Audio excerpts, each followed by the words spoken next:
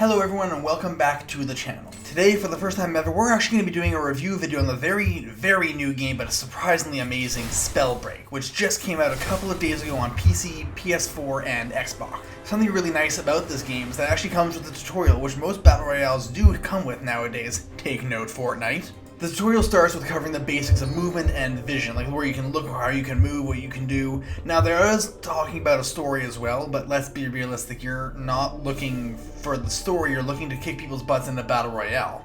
After that it moves on to levitation. Literally by holding down the jump button, you can not only jump in the air, but you can also hover for a little bit, gaining a bit of height before your mana reduces to 0 and you have to recharge again. Afterwards, it gets into your basic attacks and how they can be used and cast depending on the type of ability they are, as well as covering your secondary ability of that gauntlet. Now, most gauntlets come with two types of abilities: a primary attack ability and a secondary effect ability. Moving right along into the next part of the tutorial, it talks about using a secondary gauntlet and as well as being able to combine your different abilities, because most gauntlets can work in that sense. For example, in this case, this tutorial, they're showing you that you can use a gas and a fireball or a lightning to create some kind of a storm and secondary effect that does bonus damage to your enemies. Moving right along after that, it talks about runes and how the runes can give you different abilities. For example, the rune that is shown in this tutorial video increases your speed but also shows you the location of enemies behind walls, kind of like a blood sense in a sense. Shortly after that, it moves on to talking about the scrolls of mind, body, and spirit, which end up being your talent points. The more of these you can collect, which is an addition of 3, will give you a certain boost to your attack speed, your casting speed, as well as your movement speed. So definitely bear that in mind. You want to try and find those scrolls, which you can find off of dead bodies or out of chests. Moving on afterwards, it starts talking to you about the different equipment that you can collect. Not only do you get gauntlets, but you also get boots, belts, amulets of various rarities, which will increase your stats by a certain amount, like bonus armor or bonus mana, really anything that will actually help you out and survive later on. Before talking about using potions and shield potions to increase your health and shield respectively. Following that health demonstration, you move on to learning about teammates and how to work and communicate with your squad, but more specifically how to revive a fallen teammate if they happen to fall in combat, which is simply you just go up and hit the action button and it will revive your teammate after 4 seconds, provided you don't get interrupted by an attack or any other kind of ability. The final segment of the tutorial is really to gain control and learn how to actually use all of your abilities and skills that you've learned throughout the rest of the tutorial to better gauge out how well you're actually going to do in this game beforehand. They're just standing dummies, but it still gives you a satisfaction of blowing them up, am I right? Up next is actually starting the game, and the really cool thing about this game is you have actual classes, and the classes actually determine your starting abilities.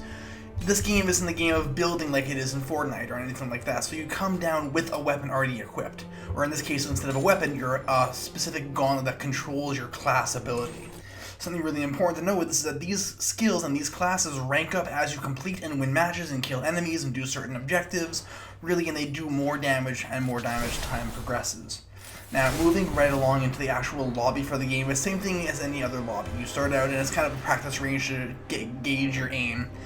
And it's really important because in the case of these practice ranges, you have to understand, this isn't a gun game, this is a magic game.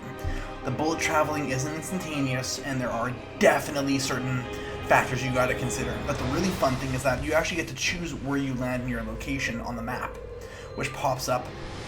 Once the match is already ready to go, you select your location, and like anything else, you just skydive down to the match. Now, I was actually very confused as to where your weapons were. I thought that what you had in the training area was just for fun. But no, those are the actual weapons you start out with and the abilities you start out with. Now, the really cool thing about this game, you also get to unlock chests, and by unlock I mean actually just find chests on the ground, open them up, and gain the equipment that's inside, as well as gaining any other thing you might need, for example, shields or gear or anything else. Moving right along, there is player versus player combat, and that is always fun because you don't know who starts out with what or who got what, same as it is for any other same as it is for any other battle royale. Although, let's be realistic, there's really nothing more fun than blowing up a player or winning a match.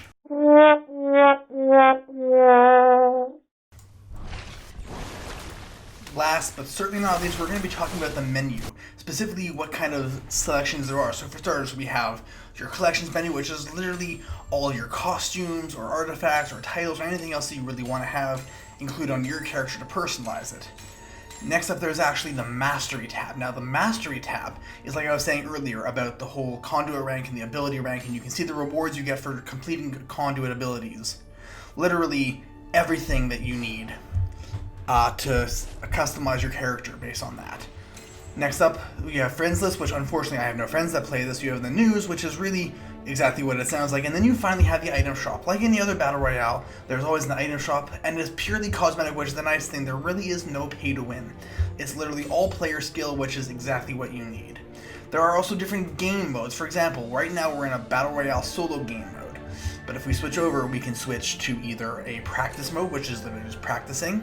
You can go to the tutorial if you want to play through the tutorial again and familiarize yourself with the controls. And there's finally Battle Royale mode, which right now there are either solo or squads. And with squads, it's literally just matching you up with other players.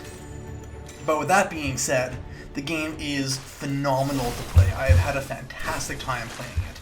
And I definitely would recommend it to anybody who likes Battle Royale genre, but wants to try something a little bit different.